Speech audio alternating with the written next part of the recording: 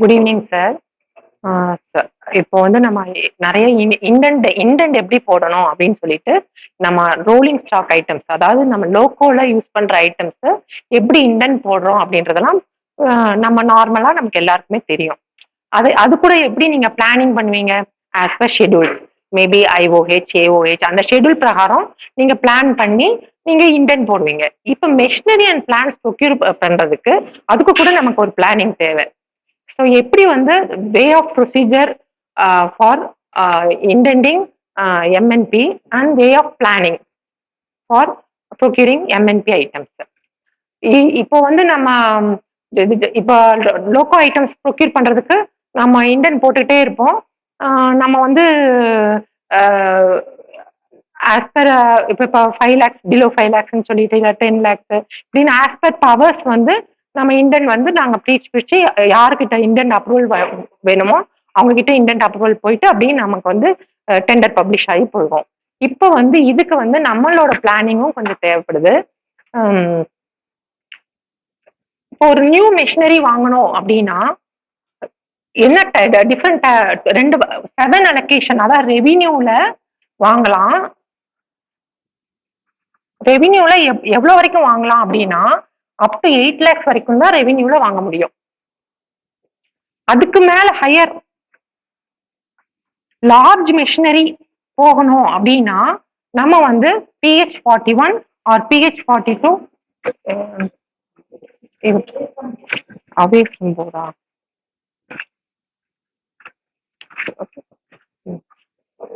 இப்போ வந்து நம்ம வந்து 2 டைப். இப்போ வந்து இது வந்து 8 lakhs வரைக்கும் தான் நம்ம வந்து 7 அலோகேஷன். நம்ம வந்து 0.5 அலோகேஷன் பார்த்துருக்கோம் ஏன்னா லோக்கல் ஐட்டம்ஸ் வாங்குறதுக்கு. அதே மாதிரி 0.8 அலோகேஷன் வந்து கன்சியூமபிள் வாங்குறதுக்கு நம்ம லோக்கல் ஐட்டம்ஸ்க்கு பார்த்துருக்கோம். 7 வந்து MNB and DNB items allocation.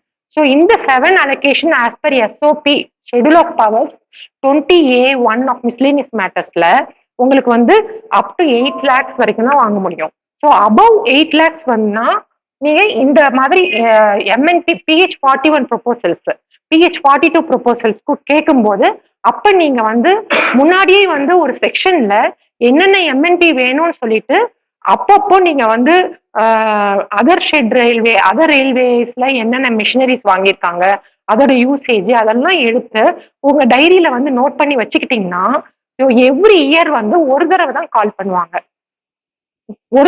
Once in a year calling for proposal under DRM power அப்படின்னு சொல்லிட்டு டிராயிங் செக்ஷன்ல இருந்து காலிங் ஆஃப் பவர்ஸ். ஸோ இப்போ 10 lakhs to 50 lakhs இருக்க மிஷினரிஸ் வந்து நீங்க ப்ரொபோசல் கொடுங்க அப்படின்னு சொல்லிட்டு டிராயிங் செக்ஷன்ல கேட்பாங்க. அப்ப நீங்க என்ன பண்ணணும், அந்த 10 lakhs to 15 lakhs டக்குன்னு அவங்க என்ன சொல்லுவாங்க, ஜஸ்ட் மினிமம் டைம் தான் கொடுப்பாங்க. ஒரு 1 week கூட அதோட ஜஸ்டிபிகேஷன் அலாங் ஜஸ்டிபிகேஷன் இதெல்லாம் கொடுங்க அப்படின்னு சொல்லும்போது நீங்க அந்த லிஸ்ட் நீங்க ரெடியா வச்சிருந்தீங்கன்னா அதர் ஷேட் எல்லாம் நீங்க விசிட் பண்ணியோ இல்ல கேட்டு வச்சிருந்தீங்க ரெடியா வச்சிருந்தீங்கன்னா நீங்க உடனே வந்து டிராயிங் செக்ஷனுக்கு ப்ரொபோசல் கொடுத்துடலாம். இல்லைன்னா ஒண்ணுமே கொடுக்காம இருந்தா, ஏன்னா ஒன்ஸ் இந்த இயர் தான் இந்த ஆப்பர்ச்சுனிட்டி கிடைக்கும். ஸோ இந்த ஆப்பர்ச்சுனிட்டி கிடைக்கும் போது நம்ம வந்து யூஸ் பண்ணிக்கணும். ஸோ அதனாலதான் இதுக்கு வந்து பிளானிங் வந்து முன்னாடியே வந்து நீங்க ரெடி பண்ணி வச்சுக்கிறது பெட்டர். ஸோ அதே மாதிரி காலிங் ப்ரொபோசல்ஸ் அந்த ஹெட் குவார்டர் ஜிஎம் பவர் அது வந்து 50 lakhs to 10 crore, அதுவும் once in year head quarter power அப்படின்னு சொல்லிட்டு அவங்க வந்து டிராயிங் செக்ஷன்ல இருந்து கால் கேட்பாங்க, டெலிகிராம் குரூப்ல கேட்பாங்க. ஸோ அந்த டைம் வந்து நீங்க 50 lakhs to 10 crore ஏதாவது மிஷினரிஸ் உங்களோட செக்ஷனுக்கு வேணும் அப்படின்னு தெரிஞ்சா அந்த லிஸ்ட்டை நீங்க அவங்களுக்கு கொடுத்துட்டீங்கன்னா. அதே மாதிரி above 10 crore railway board power. So இந்த இதெல்லாமே ஒன்ஸ் இன் இயர் தான் ஒரு ஆப்பர்ச்சுனிட்டி கிடைக்கும். நீங்க மீதி எல்லாம் வந்து பிலோ 5 lakhs நீங்க வாங்கிக்கலாம் நம்மளோட அந்த 7 அலோகேஷன்ல. இதெல்லாம் உங்களுக்கு வந்து இயர்லி ஒன்ஸ் தான் ஆப்பர்ச்சுனிட்டி. ஸோ ஆப்பர்ச்சுனிட்டி யூஸ் பண்ணிக்கிறதுக்காக first planning is very necessary. என்ன உங்க ஒரு செக்ஷன் அப்படின்னா நியூ டெக்னாலஜி வருது, நியூ மிஷினரி வேற ஷேட்ஸ்ல யூஸ் பண்றாங்க. ஸோ அவங்க கிட்ட யூஸ் பண்றது வந்து நமக்கு யூஸ் ஆகும் அப்படின்னு தெரிஞ்சா நம்ம எல்லா பிஓ காப்பி எல்லாம் ரெடியா எடுத்து, ஏன்னா ரேட் ரெஃபரன்ஸ் கொடுக்கணும் நம்ம அவங்களுக்கு, ஜஸ்டிஃபிகேஷன் கொடுக்கணும், என்ன இதுக்கு பர்பஸ் எல்லாமே கொடுக்கணும். ஸோ எல்லாமே நம்ம ரெடியா வச்சுக்கிறது பெட்டர். ஸோ இப்போ வந்து நான் சின்ன ஐட்டம்ல இருந்து நான் பார்க்கலாம். ஒரு ஒரு machineries or plant or tools and plant ஒரு லெஸ் தேன் 10,000 வாங்கணும். ஒரு பெர் ஐட்டம் காஸ்ட் வந்து லெஸ் தேன் 10,000, மேபி 5,000. ஒரு ஒரு சின்ன ஐட்டம்னா என்ன, ஒரு ஸ்மால் ஆங்கிள் கிரைண்டர் அது மாதிரி ஏதாவது ஒரு அந்த மாதிரி ஐட்டம், அந்த மாதிரி அது லெஸ் தேன் 10,000 வாங்கணும்னு சொல்லி உங்களுக்கு ஐட்டம் இருந்ததுன்னா அது வந்து சீனியர் டிபி அப்ரூவலுக்கு நம்ம வந்து வாங்கிக்கலாம்.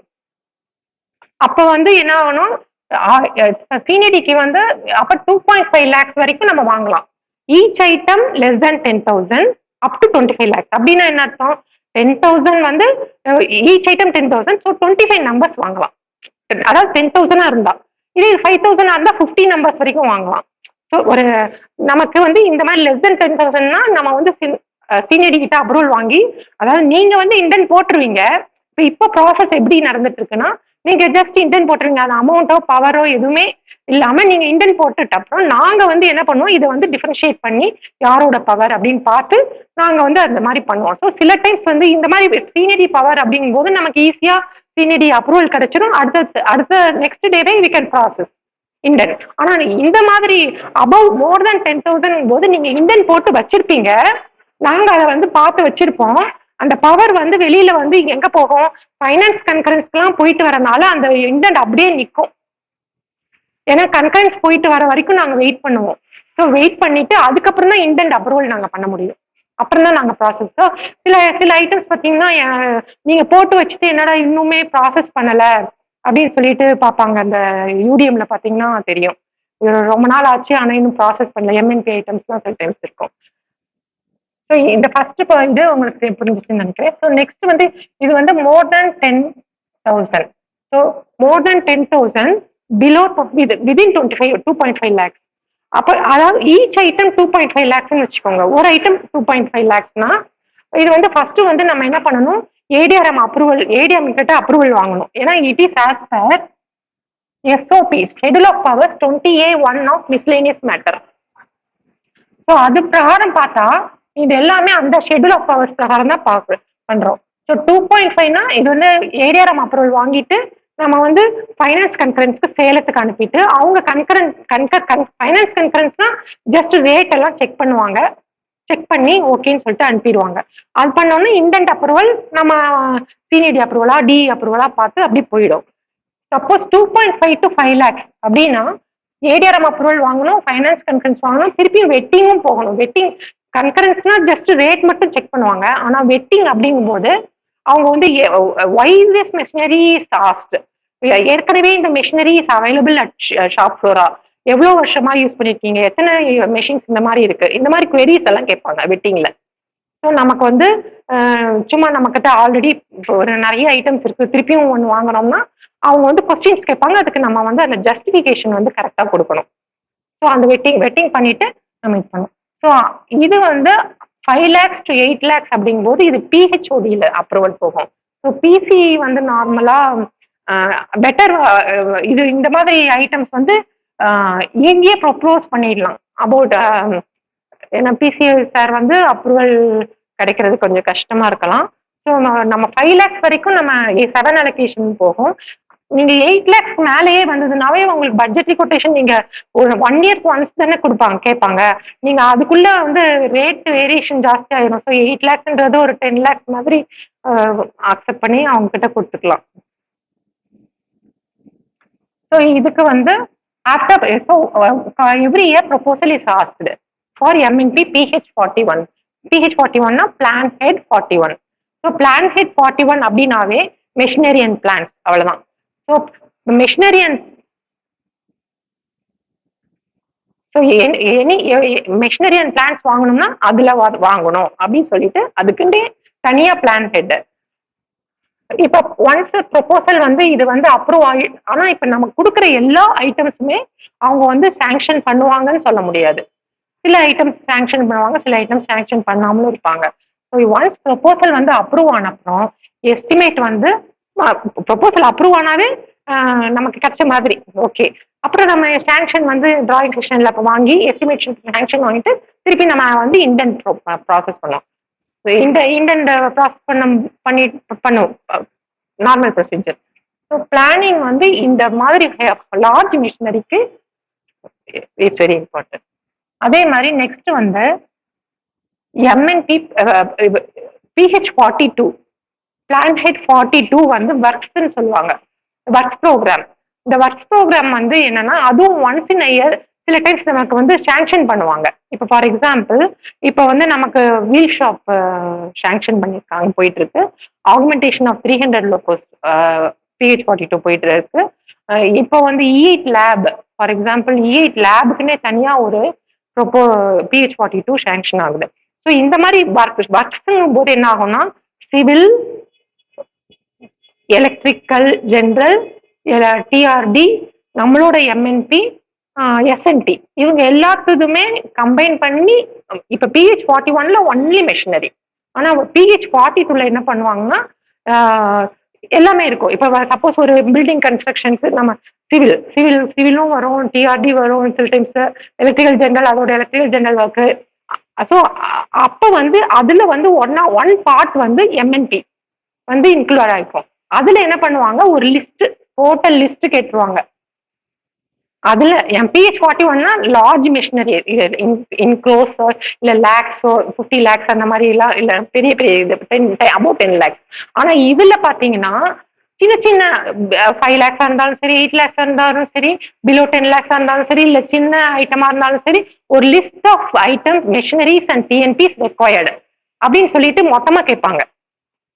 இதெல்லாம் திடீர்னு கேட்கறனால மோஸ்ட்லி இப்ப பாத்தீங்கன்னா ஃபார் எக்ஸாம்பிள் இந்த calling of proposal DRM power வந்து நவம்பர் டிசம்பர்ல மோஸ்ட்லி கேட்பாங்க. அதுக்குன்னு ஒரு பீரியட் இருக்கு, நவம்பர் டிசம்பர்ல கேட்பாங்க. இது வந்து ஏப்ரல் மேல கேட்பாங்க அந்த மாதிரி. ஸோ இப்ப இதுவும் அதே மாதிரி ப்ரொபோசல் வந்து கொடுங்க அப்படின்னு சொல்றப்ப நம்மகிட்ட வந்து ஒரு லிஸ்ட் ஆல்ரெடி ரெடியா இருந்தாதான் நம்ம வந்து கேட்கறப்ப உடனே வந்து எவ்வளவு வேணா கொடுக்கலாம். எவ்வளவு வேல்யூன்றத வந்து நமக்கு இதுல இல்ல, சின்ன வேல்யூ பெரிய வேல்யூன்னு இல்ல, எவ்வளவு வேணா கொடுத்துடலாம் மேக்சிமம். அதுக்கு மேல அந்த 10 லேக்ஸ்க்குள்ள என்ன வேணா கொடுத்துக்கலாம். ஸோ எவ்வளவு லிஸ்ட், பெரிய லிஸ்ட் வேணாலும் நம்ம கொடுக்கலாம். அந்த மாதிரி இந்த மாதிரி இது வரும்போது நம்ம யூட்டிலைஸ் பண்ணிக்கணும்.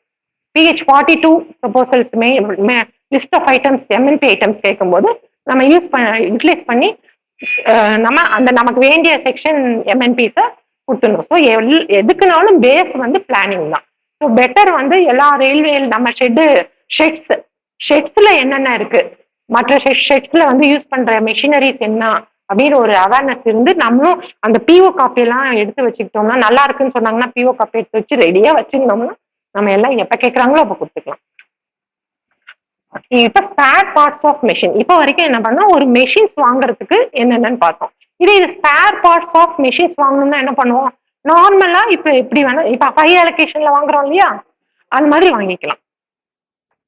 இப்போ ஒரு மெஷின்ஸ் ஆல்ரெடி இருக்கு, அதுக்கு ஒரு ஸ்பேர் பார்ட் வாங்கணும்னா என்ன பண்ணுவோம், நார்மலா இப்ப 5 அலோகேஷன் நீங்க இப்ப எப்படி ரோலிங் ஸ்டாக் ஐட்டம்ஸ் கொடுக்குறீங்களோ அந்த மாதிரி நீங்க வந்து கொடுத்தீங்கன்னா அது வந்து 5லயே போயிடும். 05 அலோகேஷன்லயே நார்மலா வாங்கிக்கலாம்.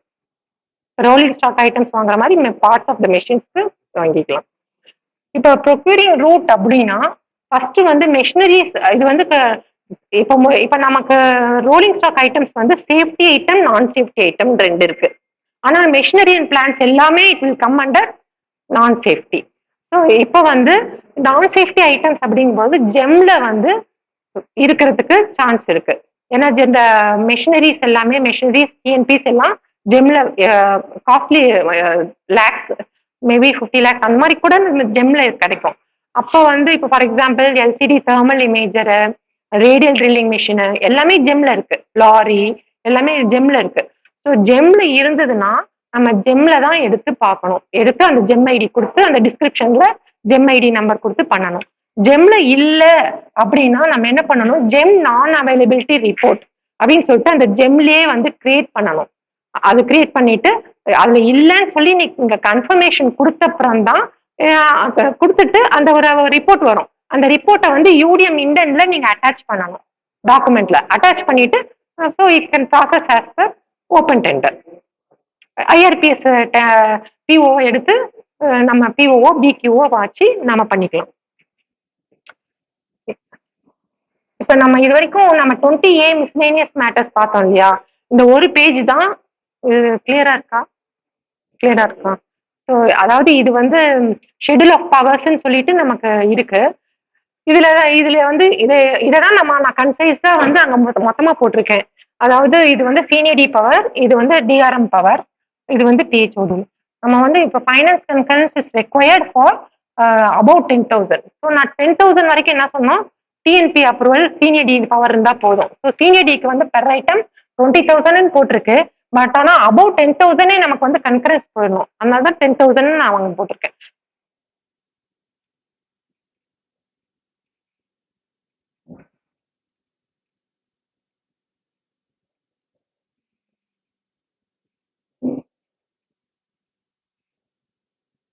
அதாவது Indian wedding is not required.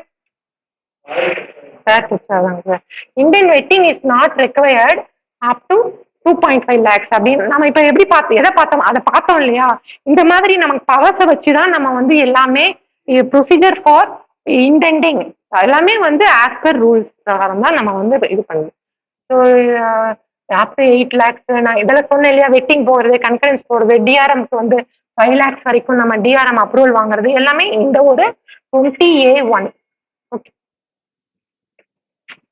அதுக்கப்புறம் 20A1 நம்ம கன்கரன்ஸ் வாங்கிட்ட அப்புறம் ஏரியாராம் அப்ரூவல் வாங்கினப்பறம் நம்ம ஆஸ் யூஷுவல் ப்ரொசீஜர் எப்படி இண்டென்ட் வந்து சப்போஸ் 5 lakhsக்குள்ள இருந்ததுன்னா டிஇ பவர் இண்டென்ட் நம்ம நீங்க இண்டென்ட் போடுறீங்க இல்லையா, அந்த இண்டென்ட் வந்து சப்போஸ் 5 lakhsக்குள்ள இருந்தா அது வந்து டிஇ அப்ரூவல் இருந்தா போதும். ஸோ டிக்கு நாங்க அனுப்பி ஏஎம்எம்க்கு அனுப்பிடுவோம்.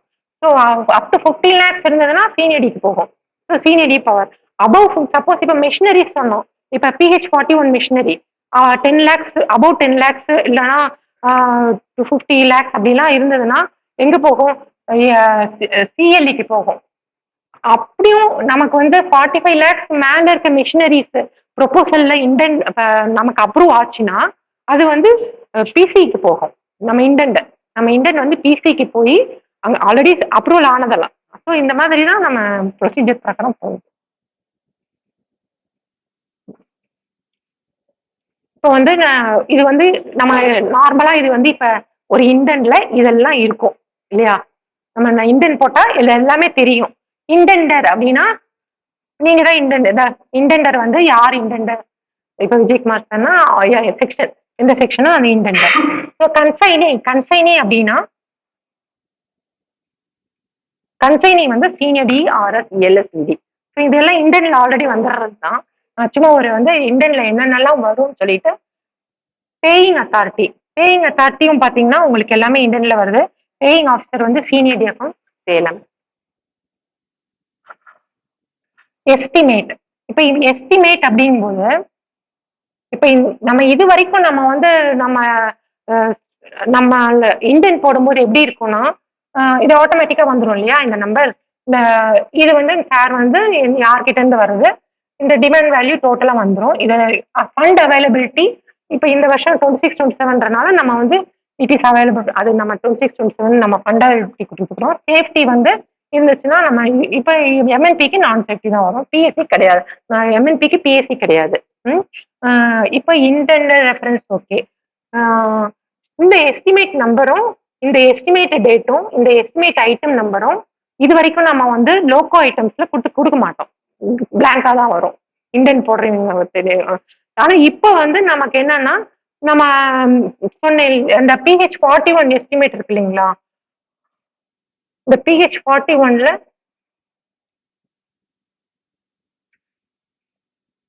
இந்த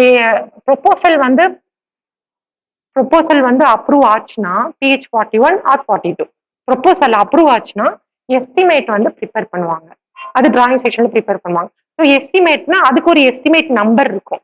அந்த நம்பரை வந்து இங்க வந்து நாங்க போடுவோம், நீங்க எம்டியா போடுவீங்க. அதுக்கப்புறம் நம்ம இதை பார்த்துட்டு இங்க வந்து போட்டிருக்கோம் பார்த்தீங்களா, இது ப்ரொபல்ஷனோட எஸ்டிமேட்ல இது வருது அப்படின்னு சொல்லிட்டு அதுக்கு estimate item number pink book number அப்படி சொல்லுவாங்க. பிங்க் புக் நம்பர் வந்து இதுல போடுவாங்க, அதோட எஸ்டிமேட் சாங்ஷன் டேட் இங்க போடுவாங்க. ஸோ இது வந்து எஸ்டிமேட், அதாவது இது வந்து நம்ம நார்மல் லோக்கோ ஐட்டம்ல இந்த எஸ்டிமேட் நம்பர் வராது. ஃபண்ட் சர்டிஃபிகேஷன் சொல்லியாச்சு. இப்போ 26-27 26-27 ஸோ அலோகேஷன் நம்பர் நம்ம யூஸ்வலா வந்து அலோகேஷன் நம்பர் 05 நம்ம லோகோக்கு போடுவோம். இங்க நான் வந்து அந்த எஸ்ஓபி 20A1 பண்ணோம்னா 7 அலோகேஷன் வரும். அதை தவிர பிஹெச் 41 42னா அதுக்கு வேற அலோகேஷன் இருக்கு. 20427604 இருக்கு, அந்த மாதிரி இருக்கு. ஸோ அந்த அலோகேஷன் நம்பர் மாறும். இதுல வந்து வெட்டிங், அதாவது நான் stock requisition vetting. So vetting வந்து எம்என்டிக்கு போகும். இந்த மாதிரி நான் வெட்டிங் எப்பப்பெல்லாம் எந்தெந்த அமௌண்ட்டுக்கு வெட்டிங் போகும், அபவுட் 2.5 lakhs தான் வெட்டிங் போகும்னு சொன்னோம் இல்லையா. கன்கரன்ஸ் வந்து கன்கரன்ஸ் போகும், வெட்டிங் போகும், அந்த மாதிரி போகும்போது இது என்ன சாங்ஷன் லெட்டர், அந்த ஏடிஆர்எம் சாங்ஷன் ஆகிற லெட்டர்ஸ் வந்து வைக்கணும். அந்த மாதிரி இதெல்லாம் இது basis of estimated rate, budget quotation or last purchase rate. Checklist வந்து அதுக்குன்னு ஒரு செக்லிஸ்ட் இருக்கு, அதை வந்து ஃபில்அப் பண்ணி கொடுத்துருது. Urgency certificate, safety item certificate வந்து சேஃப்டி ஐட்டம் வந்து நம்ம லோக்கல் ஐட்டம்ஸ்க்கு தான் சேஃப்டி ஐட்டம் வரும், எம்என்பிக்கு சேஃப்டி வராது. Approving authority as per SOP, இதுதான் நம்ம இவ்வளோ நேரம் எக்ஸ்பிளைன் பண்ணோம் இல்லையா. அப்ரூவிங் அத்தாரிட்டி எப்படி வந்து அப்ரூவல் ஆஃப் எஸ்ஓபி. ஸோ இந்த நான் இது ஃபர்ஸ்ட் பேஜ் மட்டும், இது நார்மலாக உங்களுக்கு இது தெரிஞ்சது தான்.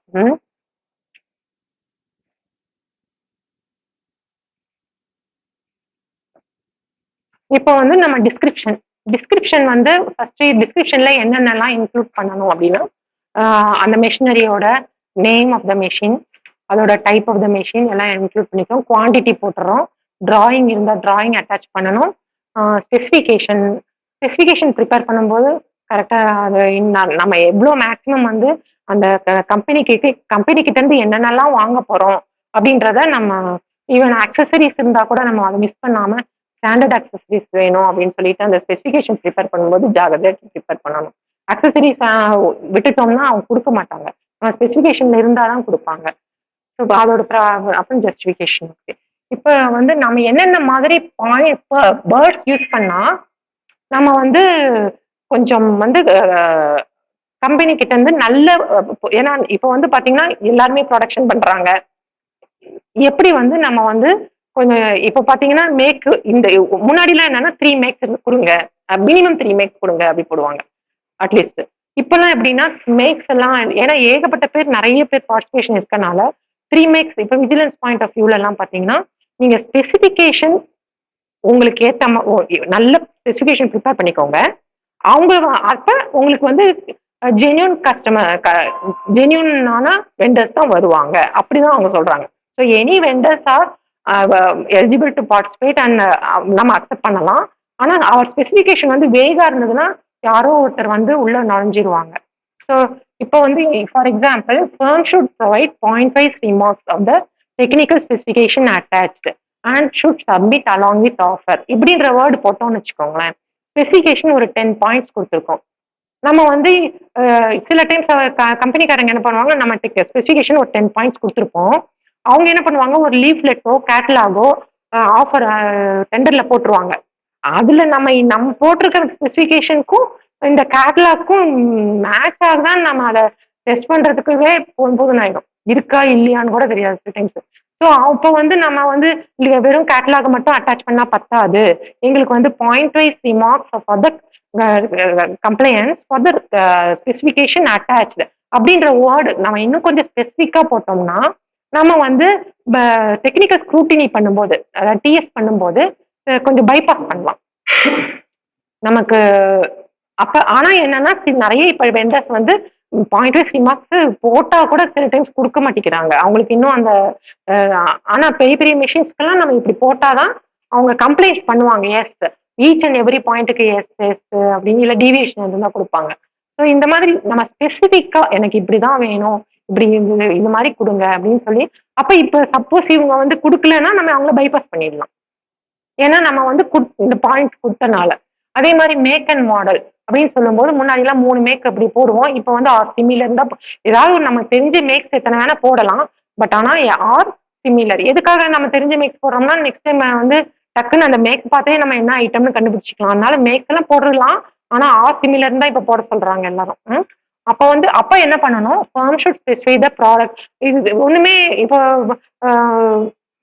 இப்போ நம்ம வந்து மேக் போட்டுறோம், ஆர் சிமிலர் போட்டுறோம். டெண்டர்ல பார்ட்டிசிபேட் பண்ணும்போது நோ டீவியேஷன் அப்படின்னு சொல்லிட்டு சும்மா போட்டுருவாங்க வெண்டர்ஸ். அப்ப வந்து நம்ம வந்து இந்த மாதிரி நம்ம வேர்ட்ஸ் யூஸ் பண்ணோம்னா மேக் போடணும், மாடல் போடணும், கேட்லாக் அட்டாச் பண்ணணும். அதாவது இதெல்லாம் சின்ன மிஷின்ஸ்க்கு.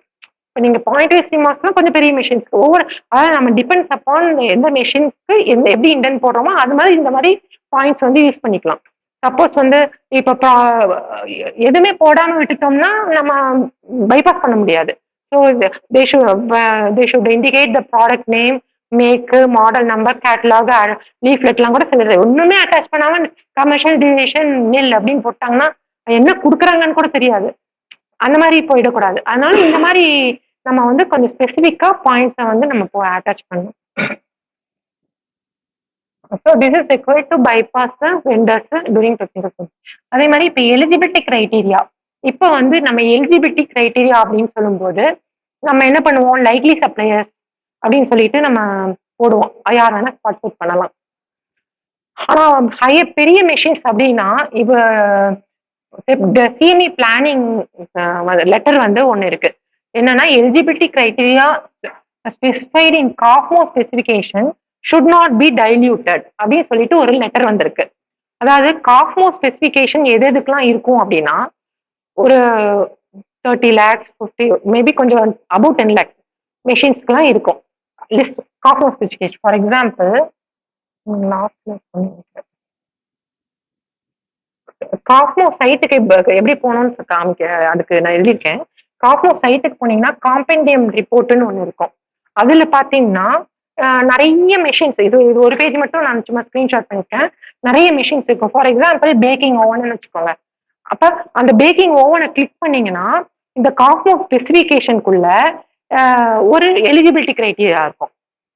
அவங்க வந்து காஃப்மோ ஸ்பெசிஃபிகேஷன் வந்து ஒரு எலிஜிபிலிட்டி கிரைட்டீரியாவை போட்டு வச்சிருப்பாங்க இந்த ஸ்பெசிஃபிகேஷனுக்குள்ளேயே. அப்ப அப்ப நம்ம நம்ம இப்போ என்ன சொல்றாங்க இந்த லெட்டர்ல,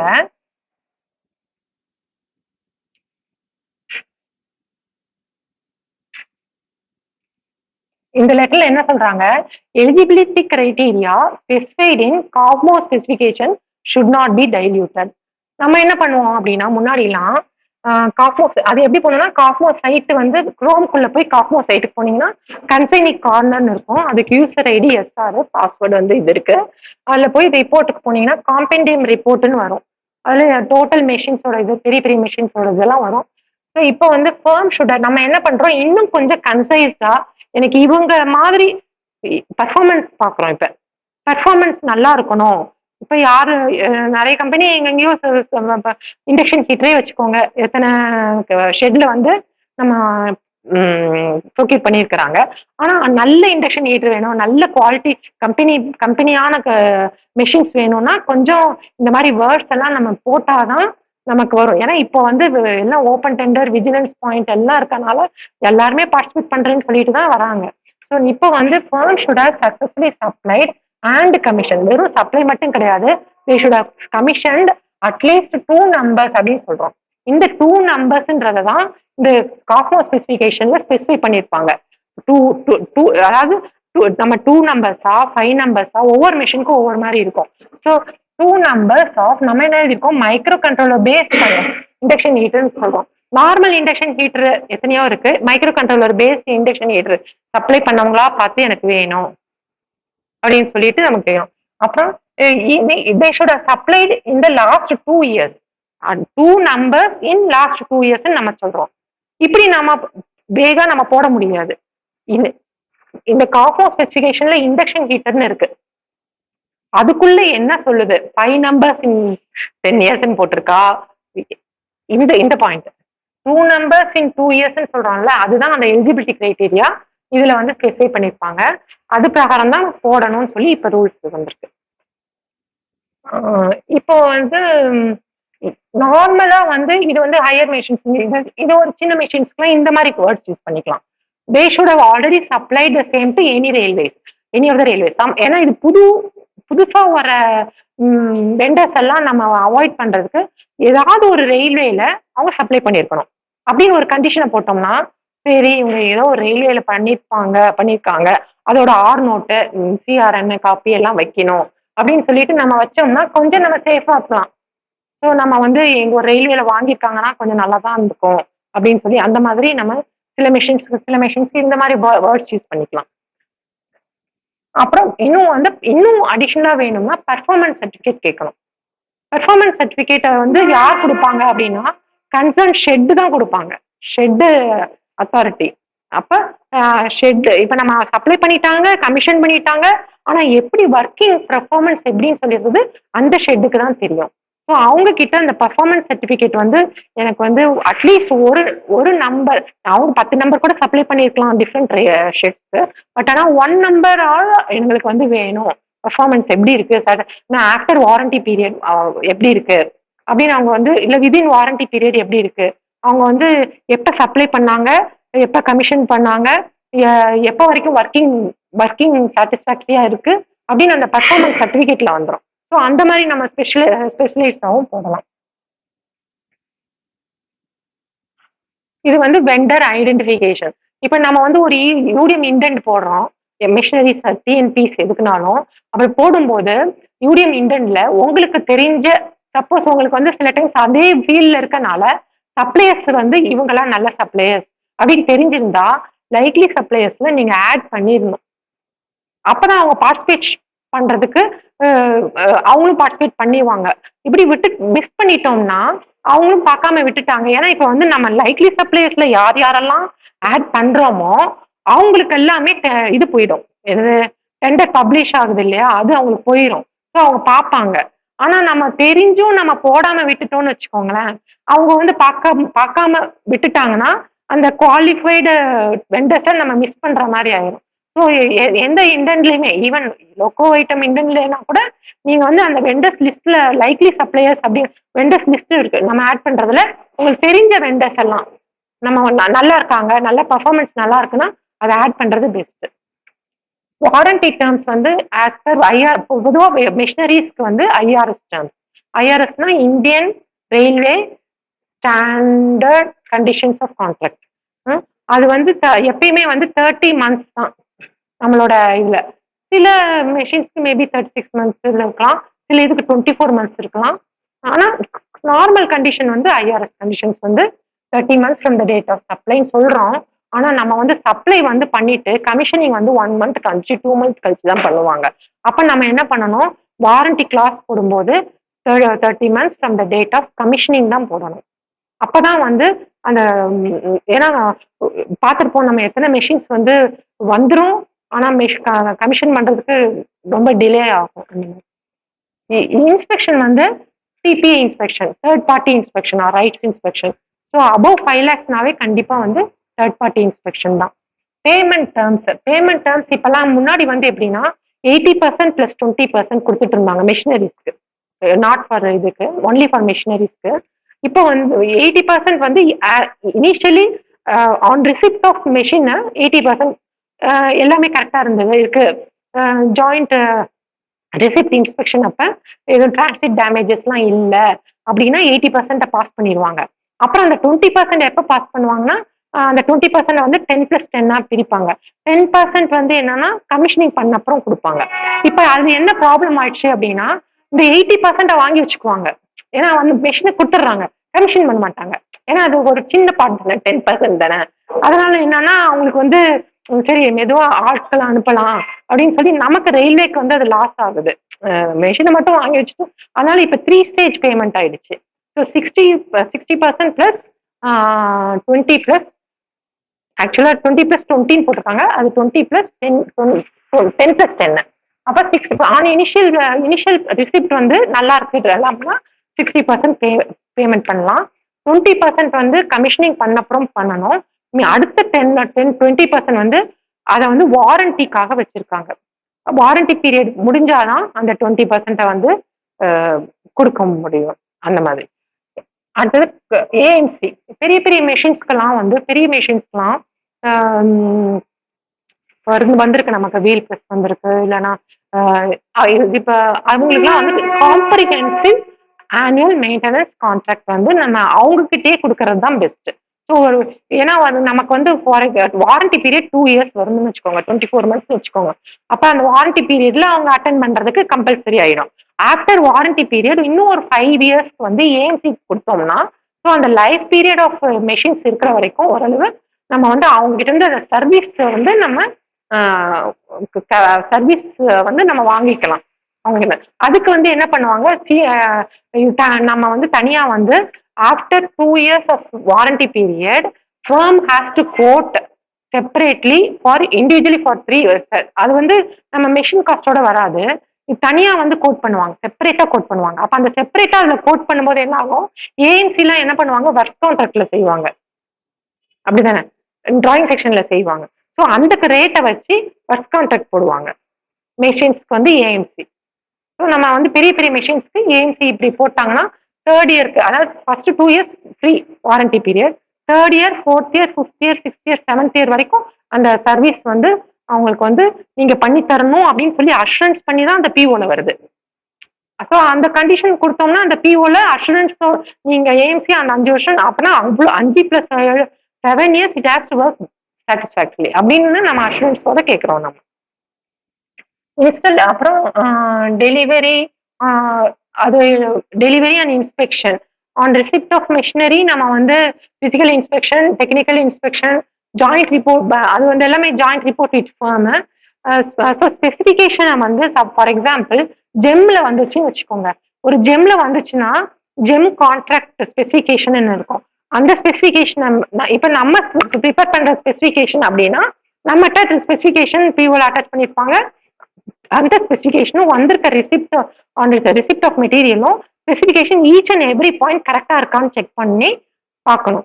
அப்பதான் சூட்டபிலிட்டி போட முடியும். அதே மாதிரி ஜெம்மா இருந்தா ஜெம் கான்ட்ராக்ட் இருக்கும், அதுல ஸ்பெசிஃபிகேஷன் இருக்கும், அந்த ஸ்பெசிஃபிகேஷனும் வந்திருக்க மெட்டீரியலும் மேட்ச் பண்ணி பார்க்கணும். அடுத்தது இன்ஸ்டாலேஷன் அண்ட் கமிஷனிங். ஸோ அதுக்கு வந்து ட்ரையல் ரன் பண்ணி பார்க்கணும். அதுக்கு கமிஷனிங் வந்து firm will assist for commissioning. இப்ப இந்த மாதிரி சில பாயிண்ட்ஸ் எல்லாம் நம்ம எழுதலாம். ட்ரைனிங் வேணும், ட்ரைனிங் கொடுத்தாகணும், வந்து கொடுக்கணும். சில ட்ரைனிங் கொடுக்க மாட்டேன், வீடியோல ஆன்லைன் ட்ரைனிங் தான் ஒத்துக்குவாங்க சிலர்லாம். அந்த மாதிரி இல்லைன்னா நீங்க ட்ரைனிங் கொடுத்தாகணும் அப்படின்னு நம்ம வேர்ட்ஸ் நம்ம ஸ்பெசிஃபிகேஷன் எழுதினோம்னா அவங்க இங்க வந்து நமக்கு ட்ரெயின் பண்ணணும், மெஷினரிஸ் எப்படி ஆப்ரேட் பண்ணணும் அப்படின்னு. ஏன்னா புது மெஷின்ஸா இருக்கும். நம்ம அதே மாதிரி ப்ரூவிங் டெஸ்ட் வந்து நம்ம பெர்ஃபார்மன்ஸை வந்து மானிட்டர் பண்ணுவோம், 1 மந்த் நாங்க மானிட்டர் பண்ணுவோம் அப்படின்னு சொல்லிலாம் நம்ம எழுதலாம் இந்த மாதிரி. அப்புறம் இது வந்து ஜாயிண்ட் செக் வந்து டிரான்சிட் டேமேஜஸ் தான் இருக்கான்னு பார்க்கும்போது ஜாயிண்ட் செக் பண்ணிக்குவாங்க. மேனுஃபேக்சர் ஷுட் சில இதுல பாத்தீங்கன்னா they should indicate the identification mark, month and year of manufacture. அதெல்லாம் நம்ம வந்து சில மெஷின்ஸ்க்கு வந்து நம்ம யூஸ் இந்த மாதிரி இந்த பாயிண்ட்ஸ் தான். அதாவது நம்ம ஒரு இண்டென்ட் ப்ரிப்பேர் பண்ணும்போது, ஒரு டெக்னிக்கல் ஸ்பெசிஃபிகேஷன் ப்ரிப்பேர் பண்ணும்போது எப்படிலாம் நம்ம ப்ரிப்பேர் பண்ணா எப்படி கொஞ்சம் எஸ்கேப் ஆகிக்கலாம், இல்லை நல்ல மெஷின்ஸ் வந்து வரும். ஏன்னா இப்பெல்லாம் முன்னாடிலாம் வேற மாதிரி, முன்னாடி ஒரு 3 மேக் போட்டா போதும், திஸ் போட்டா ஈஸியா வந்துடும். நமக்கு இது 3 போது பிரச்சனையே இல்லை. இது வந்து எப்படி நமக்கு வேண்டியது நமக்கு வேணும் அப்படிங்கும் போது இந்த மாதிரி கொஞ்சம் பாயிண்ட்ஸ் யூஸ் பண்ணலாம். தேங்க்யூ.